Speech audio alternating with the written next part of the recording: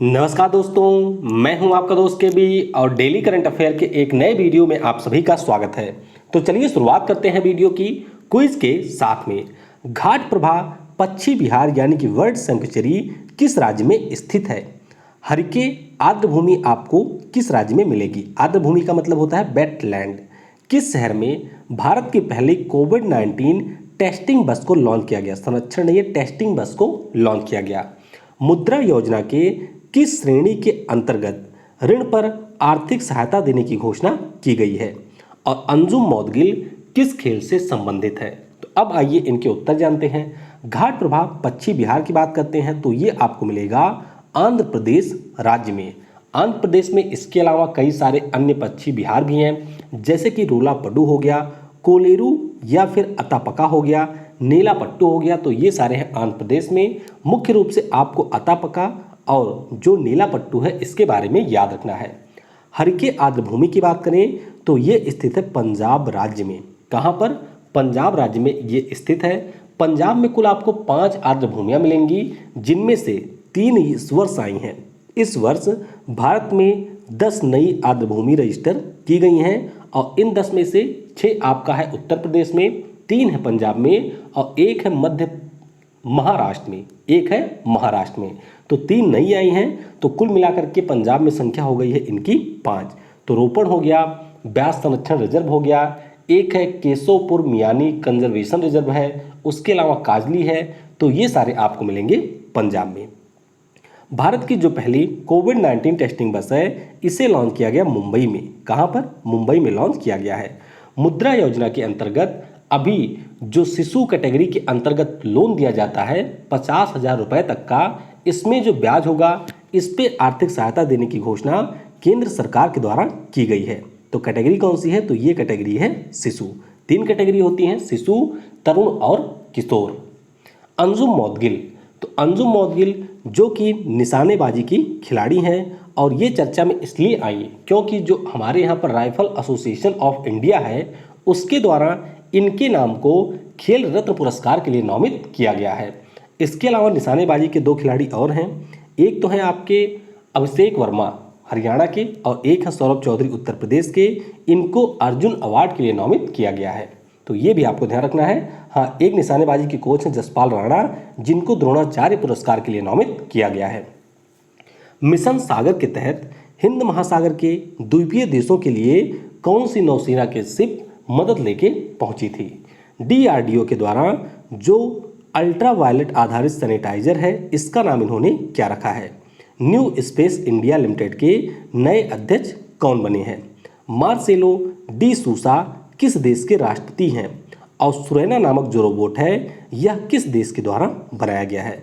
तो मिशन सागर के अंतर्गत हिंद महासागर में जो द्वीपीय देश हैं, जैसे कि आपका मालदीव हो गया, मेडागास्कर हो गया, इसके अलावा सेशल्स है, फिर आपका मॉरिशस हो गया, तो इन सभी देशों को सहायता भेजी गई भारत सरकार के द्वारा। और यहाँ पर हमारी जो शिप गई थी उसका नाम है INS केसरी। क्या नाम है? INS केसरी। और मालदीव से लोगों को लाने के लिए ऑपरेशन समुद्र सेतु की शुरुआत की गई थी और जो बाहर हमारे देश के लोग फंसे हुए थे यानी कि निवासी दूसरे देशों में, उनके लिए वंदे भारत मिशन की भी शुरुआत की गई थी। DRDO के द्वारा जो UV आधारित सैनिटाइजर है इसका नाम इन्होंने रखा है ध्रुप्स। क्या है? ध्रुप्स, ये इसका नाम है। न्यू इंडिया स्पेस लिमिटेड के नए अध्यक्ष बन गए हैं जी नारायणन। और ध्यान रखिएगा, जो न्यू स्पेस इंडिया लिमिटेड है ये हमारे यहाँ की स्पेस एजेंसी इसरो की एक वाणिज्यिक इकाई है, यानी कि इसरो की यह एक कमर्शियल यूनिट है। मार्सेलो डी सूसा की बात करते हैं तो ये राष्ट्रपति हैं पुर्तगाल के और इस वर्ष ये भारत के दौरे पर आए थे। यहाँ के PM कौन है? तो PM है एंटोनियो कोस्टा और यहाँ की राजधानी आपको मिलेगी लिस्बन में। सुरैना नाम का जो रोबोट है इसे बनाया गया है ईरान के द्वारा। किसने बनाया है? ईरान ने बनाया है और ये रोबोट 100 भाषाओं में बात कर सकती है। इसके अलावा कई सारे अन्य रोबोट हैं जिनके बारे में मैं आपको पहले भी बता चुका हूँ, जैसे कि साइबेरा नाम का रोबोट जो है वो विशाखापट्टनम की पुलिस यूज कर रही है। फिडोर नाम का रोबोट बनाया था रूस ने। उसके अलावा सोना 1.5 नाम की रोबोट है जो कि उत्तर प्रदेश के मॉडर्न रेलवे कोच फैक्ट्री में कार्य कर रही है। तो ये रहा आपका क्विज। कितने आपने सही किए वह आप नीचे कमेंट सेक्शन में जरूर बताइएगा। चलिए वुहान वायरस अपडेट जान लेते हैं। दुनिया में इस वायरस से 50 लाख से ज़्यादा लोग संक्रमित हो चुके हैं। 3,27,000 से ज़्यादा लोगों की डेथ हो चुकी है। यूएसए में संक्रमित व्यक्तियों की संख्या 15 लाख के ऊपर पहुंच चुकी है। रूस है दूसरे स्थान पे और स्पेन है यहाँ पर तीसरे स्थान पे। अपने देश भारत की बात करते हैं तो आपको पता होगा कि अब केवल आंशिक लॉकडाउन लगा हुआ है हमारे देश में, और अब आप कह सकते हैं कि एक बार फिर से जीवन जैसे पटरी पर था वैसे लौट आया है। तो अब यहाँ पर आप इसका जो रिजल्ट है वह भी देख सकते हैं। 5,531 नए केस कल के दिन में दर्ज किए गए और कल के डेट में हमारे यहाँ पर 132 लोगों की कोविड-19 से डेथ हुई है। तो कुल मिलाकर के 3434 लोगों की डेथ हो चुकी है अभी तक। महाराष्ट्र संक्रमित व्यक्तियों की संख्या में पहले स्थान पे है, तमिलनाडु है दूसरे और गुजरात है यहाँ पर तीसरे स्थान पे। और अभी ध्यान रखिएगा कि भारत में जो कोविड-19 का पीक है वह आना बाकी है, क्योंकि लॉकडाउन और जो सोशल डिस्टेंसिंग के नियम हैं वह अब बिल्कुल नहीं फॉलो किए जा रहे हैं। तो आगे आप देखेंगे कि भारत में संक्रमित व्यक्तियों की जो संख्या है वह बहुत तेजी के साथ में बढ़ेगी। और वीडियो अगर आपको पसंद आता है तो वीडियो को लाइक जरूर किया करें। और ऐप अगर आपने डाउनलोड नहीं किया है तो प्ले स्टोर में जाइए, वहाँ से ऐप को डाउनलोड करिए। यहाँ पर आप डेली करंट अफेयर पढ़ सकते हैं, क्विज दे सकते हैं और पीडीएफ भी डाउनलोड कर सकते हैं। पीडीएफ के लिए आप टेलीग्राम ग्रुप भी ज्वाइन कर सकते हैं। चलिए अब शुरुआत करते हैं आज के करंट अफेयर की। प्रत्येक वर्ष विश्व मधुमक्खी दिवस यानी कि वर्ल्ड बी डे कब मनाया जाता है? तो यह दिवस होता है प्रत्येक वर्ष 20 मई को। तो इस प्रश्न का ऑप्शन बी करेक्ट होगा। अब यह दिवस 20 मई को इसलिए मनाया जाता है क्योंकि जो दुनिया में इस समय मधुमक्खी पालन की आधुनिक तकनीक है इसके जनक थे एंटोन जानसा, जो कि थे स्लोवानिया के। तो इनका जन्म हुआ था 1734 को 20 मई के दिन पर। तो इसीलिए इस दिन को मनाया जाता है। बात करते हैं अगर हम लोग मधुमक्खी दिवस की, तो मधुमक्खियों का हमारे पर्यावरण में काफ़ी ज़्यादा महत्वपूर्ण योगदान होता है, जैसे कि जैव विविधता के संरक्षण में, पारिस्थितिकी संतुलन में या फिर प्रदूषण को कम करने में इनका योगदान होता है। तो इसी को चिन्हित करने के लिए यह दिवस मनाया जाता है। इस बार की थीम क्या है? तो इस बार की थीम है सेव द बीज यानी कि मधुमक्खियों को बचाओ। और हमारे देश में जो नागालैंड राज्य है उसके द्वारा भी एक हनी बी डे यानी कि मधुमक्खी दिवस मनाया जाता है और ये होता है 5 दिसंबर को। ये भी आपको ध्यान रखना है। USA national honey bee day मनाता है, तो ये मनाता है 15 अगस्त को। किस रेलवे जोन ने कोविड-19 के मरीजों के लिए रेलबॉट नामक रोबोट का निर्माण किया? तो ये जो रोबोट है इसे बनाया है दक्षिण मध्य रेलवे ने। तो इस प्रश्न का ऑप्शन डी करेक्ट होगा। तो कोविड-19 के जो मरीज हैं उनके इलाज के दौरान जो भी हमारे डॉक्टर हैं या स्वास्थ्य कर्मी हैं वह संक्रमित ना होने पाए, इसके लिए यहाँ पर दक्षिण मध्य रेलवे के द्वारा इसका निर्माण किया गया है। भारत में कुल रेलवे जोन की संख्या है 18 और दक्षिण मध्य रेलवे की बात करते हैं तो ये आपको मिलेगा सिकंदराबाद में। कई सारे अन्य रोबोट भी बनाए गए हैं कोविड-19 के मरीजों को खाना और दवाई प्रोवाइड कराने के लिए। तो उनमें से अगर कुछ के नाम आपको पता हैं तो आप नीचे कमेंट सेक्शन में बता सकते हैं। Hop on my adventures on boats train and planes, इस पुस्तक के लेखक कौन है? तो इस पुस्तक को लिखा है रस्किन बॉन्ड ने। तो इस प्रश्न का ऑप्शन ए करेक्ट होगा। तो रस्किन बॉन्ड का 86वां जन्मदिन था और इसी के अवसर पर इस पुस्तक की ई बुक को प्रकाशित किया गया, यानी कि ये हार्ड कॉपी में नहीं उपलब्ध है। तो ई बुक को इसके प्रकाशित किया गया है और इसमें इन्होंने अपने जीवन के बचपन के दौरान जो नाव, रेलगाड़ी इन सभी की यात्रा की थी उन सभी के बारे में यहाँ पर बताया गया है। ध्यान रखिएगा रस्किन बॉन्ड के द्वारा ही प्रतिष्ठित पुस्तक जंगल बुक भी लिखी गई थी। तो ये आप देख सकते हैं पुस्तक का कवर पेज। भारतीय प्राणी सर्वेक्षण, बात हो रही है जूलॉजिकल सर्वे ऑफ इंडिया की। तो इन्होंने कितनी प्रजातियों को गंभीर रूप से लुप्तप्राय यानी कि क्रिटिकली इंडेंजर्ड की श्रेणी में सूचीबद्ध किया? तो इनकी संख्या मिलाकर के 20। तो इस प्रश्न का ऑप्शन सी करेक्ट होगा। तो इन्होंने जो भारतीय उभयचर है यानी कि ऐसे जो एम्फीबियंस हैं जो गंभीर रूप से लुप्तप्राय की श्रेणी में आते हैं यानी कि वे एकदम विलुप्त होने के कगार पे हैं, उनको यहाँ पर अपनी वेबसाइट के ऊपर अंकित किया है। इसमें कई सारे मेढक की प्रजातियाँ हैं जो कि हमारे पश्चिमी घाटों पर पाई जाती हैं। इसके अलावा इन्होंने 35 प्रजातियों को लुप्तप्राय यानी कि एंडेंजर्ड की श्रेणी में भी सूचीबद्ध किया है। तो ये भी आपको ध्यान रखना है। भारतीय प्राणी सर्वेक्षण की बात करें तो इसकी स्थापना 1 जुलाई 2016 को हुई थी। मुख्यालय है कोलकाता में। ये शायद गलत लिखा हुआ है, चेक कर लीजिएगा आप लोग। मुख्यालय इसका है कोलकाता में, निदेशक इसके हैं डॉक्टर कैलाश चंद्र। ये 1916 होगा संभवतः। किसके द्वारा जेईई मेंस, नीट आदि परीक्षाओं के लिए नेशनल टेस्ट अभ्यास ऐप लॉन्च किया गया? तो ये लॉन्च किया है मानव संसाधन विकास मंत्रालय ने।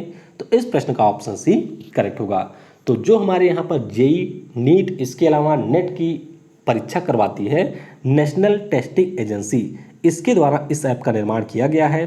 और इस ऐप के माध्यम से जो भी जेई मेंस या फिर नीट आदि के उम्मीदवार हैं या फिर आप कह सकते हैं अभ्यर्थी हैं, वह यहाँ पर जाकर के मॉक टेस्ट दे सकते हैं।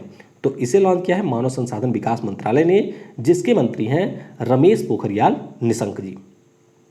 किस अखिल भारतीय आयुर्विज्ञान संस्थान, बात हो रही है एम्स की, तो इसने कोविड-19 की टेस्टिंग के लिए एक RT-PCR टेस्ट किट का निर्माण किया है। तो ये बनाया है एम्स रायपुर ने, जो कि है छत्तीसगढ़ में। तो इस प्रश्न का ऑप्शन डी करेक्ट होगा। तो इन्होंने जो टेस्टिंग किट बनाई है यह 1 घंटे 45 मिनट में कोविड-19 के टेस्ट का परिणाम देगी, और इसमें जो खर्च आएगा वह मात्र होगा 500 रुपये एक व्यक्ति के परीक्षण में। अब कोविड-19 के टेस्टिंग किट की बात हुई है तो कुछ आपको जरूरी चीज़ें मैं आप बताता हूँ, इसे आपको ध्यान रखना है। देखिए, कोविड-19 की टेस्टिंग के लिए एक तो है एंटीबॉडी टेस्टिंग किट, जिसे बनाया है NIB पुणे ने। किसने? NIB पुणे ने। भारत की जो पहली किट थी वो बनाई थी माई लैब्स ने। भारत की जो पहली होम स्क्रीनिंग किट थी उसे बनाया था बायोन नाम की कंपनी ने। और इसके अलावा IIT दिल्ली के द्वारा एक किट बनाई गई थी जिसको ICMR ने मंजूरी दे दी है कि आप इससे टेस्टिंग कर सकते हैं, जिसका नाम है प्रोब डिटेक्शन एसे। तो इनके बारे में आपको ध्यान रखना है। थॉमस थबेन ने किस देश के प्रधानमंत्री के पद से इस्तीफा दिया? तो इन्होंने इस्तीफा दे दिया है लोसोथो देश के प्रधानमंत्री पद से। तो इस प्रश्न का ऑप्शन बी करेक्ट होगा। थबाने की अगर हम लोग बात करते हैं तो इन्होंने अपनी वर्तमान पत्नी के साथ में मिलकर के पूर्व पत्नी की हत्या कर दी थी, यानी कि प्रेम का मामला आप कह सकते हैं हो रहा होगा। तो इसीलिए अब इस बात का खुलासा हो गया है, तो इसी कारण थॉमस थबेन ने अपने पद से इस्तीफा दे दिया है। तो लोसोथो के वित्त मंत्री थे जिनका नाम है मोएकेसी मजीरो। अब ये अंतरिम रूप से PM के रूप में नियुक्त हुए हैं। तो यहाँ पर आप देख सकते हैं थबाने को। वैसे देखने में तो काफ़ी ये वृद्ध लग रहे हैं, लेकिन 3 वर्ष पहले ही इन्होंने अपनी पत्नी की हत्या की थी। लोसोथो देश की बात करते हैं तो इसकी राजधानी आपको मासेरू में मिलेगी। मुद्रा यहाँ की है लेसेथो लोटी। और ये आप लोकेशन देख सकते हैं, ये है हमारा अफ्रीका महाद्वीप। यहाँ पर आपको मिलेगा दक्षिण अफ्रीका, और दक्षिण अफ्रीका में 2 आपको देश मिलेंगे, एक तो है लेसेथो और दूसरा है स्वाजीलैंड। नाम इसका लेसेथो है। क्या है? लेसेथो। 2019 के लिए अलेक्जेंडर डेल रिम्पल अवार्ड से किसे सम्मानित किया जाएगा? तो ये पुरस्कार मिलेगा वाइस एडमिरल विनय बधवार को। तो इस प्रश्न का ऑप्शन ए करेक्ट होगा।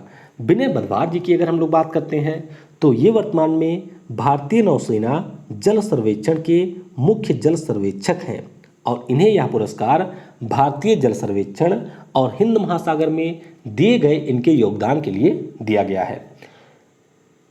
यहाँ पर जो अलेक्जेंडर डेल रिम्पल अवार्ड है, इसमें जो भी विजेता होते हैं उनका चयन UK हाइड्रोग्राफिक कार्यालय के द्वारा किया जाता है, और ये पुरस्कार देती है अंतर्राष्ट्रीय हाइड्रोग्राफिक संगठन, जिसका मुख्यालय आपको मिलेगा मोनाको में। इसके साथ आपको LC अक्षय कुमार का नाम भी याद रखना है। इनको अभी कोच्चि में GM हीरानंदनी रोलिंग ट्रॉफी से पुरस्कृत किया गया है। राष्ट्रीय कृषि व ग्रामीण विकास बैंक के अध्यक्ष के रूप में किससे नियुक्त किया गया? बात हो रही है यहाँ पर नाबार्ड की। तो मैं आपको पहले भी कई बार बता चुका हूँ कि जो हमारे यहाँ पर बैंक बोर्ड है उसके द्वारा GR चिंतला जी के नाम की रिकमेंडेशन दी गई थी, यानी कि गोविंद राजुलू चिंतला ये नाबार्ड के नए अध्यक्ष बन गए हैं। तो इस प्रश्न का ऑप्शन बी करेक्ट होगा। वर्तमान में ये नाबार्ड के मुख्य प्रबंध निदेशक थे। क्या थे? मुख्य प्रबंध निदेशक थे, और अब ये बन गए हैं नए अध्यक्ष। हर्ष कुमार भनवाला जी का ये स्थान लेंगे, और 2 वर्षों के लिए इनकी नियुक्ति हुई है। नाबार्ड ने अभी घोषणा की है कि वे जो भी राज्यों के सहकारी बैंक हैं या फिर वहाँ के क्षेत्रीय ग्रामीण बैंक हैं उनको देंगे 20,500 करोड़ रुपए। और नाबार्ड के द्वारा पंजाब राज्य को 1500 करोड़ रुपए का ऋण भी दिया गया है। नाबार्ड का पूरा नाम है national agriculture and rural development bank. स्थापना इसकी 12 जुलाई 1982 को हुई थी। मुख्यालय इसका आपको मिलेगा महाराष्ट्र की राजधानी मुंबई में। कचरा मुक्त शहरों की श्रेणी में यानी कि गार्बेज फ्री सिटी की श्रेणी में कितने शहरों को 5 सितारा रेटिंग दी गई? तो ये रेटिंग यहाँ पर दी गई है कुल मिलाकर के 6 शहरों को। तो इस प्रश्न का ऑप्शन डी करेक्ट होगा। हमारे जो आवास और शहरी मामलों के मंत्री हैं, इसके अलावा नागरिक और उड्डयन मंत्री हैं हरदीप सिंह पुरी जी, तो इनके द्वारा इसकी घोषणा की गई है। तो सॉलिड वेस्ट मैनेजमेंट के क्षेत्र में जिन भी शहरों ने अच्छा काम किया था उनका चयन यहाँ पर 2019-20 के आधार पर किया गया है। तो ये 6 शहर कौन कौन से हैं? कर्नाटक का मैसूरू है, छत्तीसगढ़ का आपका अंबिकापुर है, गुजरात के 2 शहर हैं, एक है राजकोट दूसरा है सूरत, मध्य प्रदेश का इंदौर है और महाराष्ट्र का है नवी मुंबई। तो इनको 5 सितारा रेटिंग दी गई है। इसका मतलब है सॉलिड वेस्ट मैनेजमेंट के क्षेत्र में इन्होंने काफ़ी उन्नत कार्य किया है। और 65 शहर हमारे ऐसे हैं जिनको 3 स्टार और 70 शहरों को 1 स्टार रेटिंग दी गई है। और हाँ, एक ज़रूरी चीज़ मैं ये चाहता हूँ कि ये जो डेली करंट अफेयर की वीडियो होती है इसमें जो स्क्रीन पर लैंग्वेज हो वह आपकी हो इंग्लिश, यानी कि जो यहाँ पर आपको हिंदी में चीज़ें दिख रही हैं वो सारी चीज़ें इंग्लिश में हो, बाकी जो मेरा एक्सप्लेनेशन हो वो पूरी तरीके से हिंदी में हो। तो अगर आप में से ज़्यादा लोग यह चाहते हैं कि ऐसा किया जाए तो वह आप नीचे कमेंट सेक्शन में बता सकते हैं। देखिए, हिंदी और इंग्लिश पूरी स्क्रीन पे लिखना संभव नहीं है क्योंकि फंड का साइज जो है वो काफ़ी छोटा हो जाएगा। तो इसीलिए मैं कोशिश करना ये चाह रहा हूँ कि जो सारी चीज़ें स्क्रीन पर लिखी हों वह इंग्लिश में हों। तो इसके बारे में आपकी क्या राय है वह आप नीचे कमेंट सेक्शन में बता सकते हैं। ब्रिटेन स्थित संगठन द्वारा दिए जाने वाले यूके अवार्ड के लिए किसे नामांकित किया गया? तो ये हैं मनमीत कौर जी। तो इस प्रश्न का ऑप्शन सी करेक्ट होगा। तो ब्रिटेन में एक ग्रुप है सिख समुदाय के लोगों के लिए जिसका नाम है द सिख ग्रुप। तो इनके द्वारा दुनिया के जो 100 सबसे प्रभावशाली सिख हैं जिनकी आयु 30 वर्ष से कम है उसमें यहाँ पर मनमीत कौर को शामिल किया गया है। मनमीत कौर की बात करते हैं तो ये पाकिस्तान की पहली महिला सिख पत्रकार हैं। 2018 में ये सिख पत्रकार बनी थी और सिख समूह के द्वारा अगले वर्ष इन्हें, यानी कि ये जो ग्रुप है इसके द्वारा अगले वर्ष इन्हें ब्रिटेन में ये पुरस्कार दिया जाएगा। एक नाम आपको और ध्यान रखना है राहुल देव का, जो कि पहले हिंदू पायलट बन गए हैं पाकिस्तान में। किस राज्य की सरकार द्वारा सुकून कोविड-19 बीट द स्ट्रेस पहल की शुरुआत की गई? तो ये शुरू किया है यहाँ पर जम्मू और कश्मीर राज्य ने। तो इस प्रश्न का ऑप्शन ए करेक्ट होगा। तो लॉकडाउन के दौरान आपको पता होगा कि काफ़ी सारे लोग स्ट्रेस में चले गए, कुछ लोगों को साइकोलॉजिकल प्रॉब्लम भी हो गई। तो इन सभी के बारे में लोगों को जागरूक करने के लिए यह आयोजित किया गया। और किसने किया? तो जम्मू और कश्मीर का जो सूचना और जनसंपर्क विभाग है। जम्मू कश्मीर के बारे में एक ज़रूरी चीज़ जो आपको याद रखनी है कि इन्होंने अपने यहाँ पर रहने वाले लोगों को आदिवासी का दर्जा देने के लिए जो नियम थे उसमें परिवर्तन किया है, यानी कि केंद्र सरकार ने परिवर्तन किया है। तो अगर कोई व्यक्ति 15 वर्षों से ज़्यादा समय से निवास कर रहा है तो वो वहाँ का आदिवासी होगा। अगर कोई छात्र है जो कि 7 वर्षों से जम्मू कश्मीर में पढ़ रहा है और उसने 10वीं और 12वीं की परीक्षा जम्मू कश्मीर से पास की है तो वह भी वहाँ का आदिवासी होगा। और अगर कोई गवर्नमेंट एम्प्लॉय है जिसने 10 साल वहाँ पर जॉब की है तो वह भी वहाँ का आदिवासी माना जाएगा। और यहाँ के उपराज्यपाल कौन है? तो गिरीश चंद्र मुर्मू यहाँ के हैं उपराज्यपाल। किस प्रौद्योगिकी कंपनी ने बैक टू स्कूल अभियान की शुरुआत की? तो इसकी शुरुआत की है एसर इंडिया ने। तो इस प्रश्न का ऑप्शन भी करेक्ट होगा। तो लॉकडाउन के दौरान जो ऑनलाइन शिक्षा है इस पर काफ़ी ज़्यादा जोर दिया जा रहा है। तो इसीलिए जो एसर नाम की कंपनी है ताइवान की, इसने यहाँ पर यह घोषणा की है कि अगर छात्र और उनके माता पिता शिक्षा के लिए लैपटॉप खरीदना चाहते हैं तो यहाँ पर कंपनी के द्वारा कुछ वहाँ पर छूट उनको दी जाएगी। एसर ताइवान की कंपनी है, इसकी स्थापना 1976 में हुई थी। लेकिन अगर हम एसर इंडिया की बात करते हैं तो इसकी स्थापना 1999 को हुई थी। मुख्यालय इसका आपको मिलेगा बेंगलुरु में। भारतीय रेलवे द्वारा सबसे शक्तिशाली मेड इन इंडिया लोकोमोटिव का किस राज्य में परीक्षण किया गया? तो ये जो लोकोमोटिव है इसका परीक्षण किया गया है उत्तर प्रदेश राज्य में। तो इस प्रश्न का ऑप्शन डी करेक्ट होगा। अब सबसे पहले आपको ध्यान रखना है लोकोमोटिव का मतलब क्या होता है? तो यह एक प्रकार का रेल का इंजन होता है, यानी कि जो रेल का इंजन होता है इसी को हम लोग लोकोमोटिव कहते हैं। और ये जो रेल का इंजन है इसकी क्षमता है 1200 हार्स पावर यानी कि 1200 अश्व शक्ति। बिहार की मधेपुरा फैक्ट्री में जो फ्रांस की एल्स्टाम नाम की कंपनी है उसके द्वारा इसका निर्माण 2018 में किया गया था और उस समय पीएम मोदी के द्वारा इसका उद्घाटन भी किया गया था। ट्रायल कहाँ पर हुआ है तो उत्तर प्रदेश का जो दीनदयाल रेलवे स्टेशन है और शिवपुर रेलवे स्टेशन है इसके बीच में इसका परीक्षण किया गया। भारतीय इस्पात संघ यानी कि बात हो रही है इंडियन स्टील एसोसिएशन की, तो इसके नए अध्यक्ष के रूप में किसे नियुक्त किया गया है तो यहाँ पर नियुक्ति हुई है दिलीप ओमान की। तो इस प्रश्न का ऑप्शन सी करेक्ट होगा। दिलीप ओमान की अगर हम लोग बात करते हैं तो ये वर्तमान में आर्सलर मित्तल निप्पन स्टील इंडिया के सीईओ हैं। 2 वर्षों के लिए इनकी नियुक्ति हुई है और ये टाटा स्टील के सीईओ टीवी नरेंद्रन का स्थान लेंगे, यानी कि इनके स्थान पर नियुक्ति हुई है क्योंकि इन्होंने अभी मई महीने में ही इस्तीफा दिया था। स्टील के बारे में कुछ आपको चीज़ें याद रखनी है, जैसे कि पूर्वोत्तर भारत को स्टील हब बनाने के लिए जो हमारे स्टील मंत्री हैं धर्मेंद्र प्रधान जी, इन्होंने पूर्वोदय नाम के मिशन की घोषणा की है।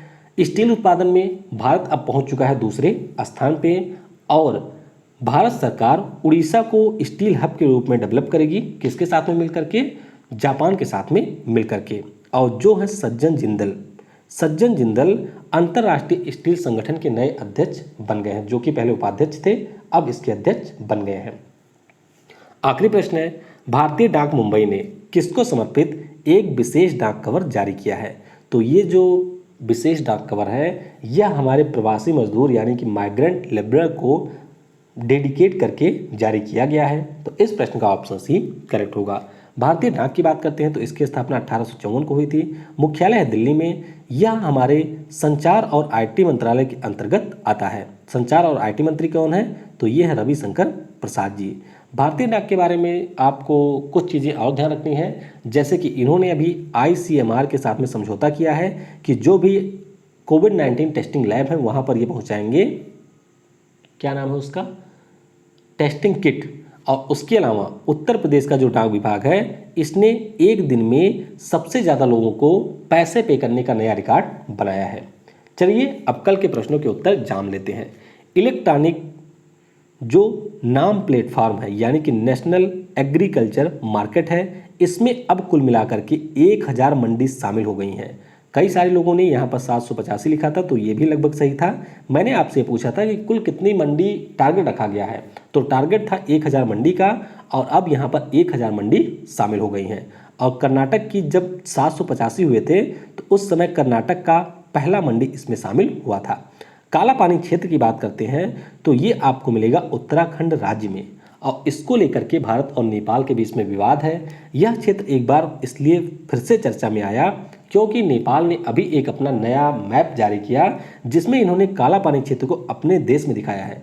नेपाल के जो पीएम है इस समय चाइना की भाषा बोल रहे हैं, आपने ये भी देखा होगा।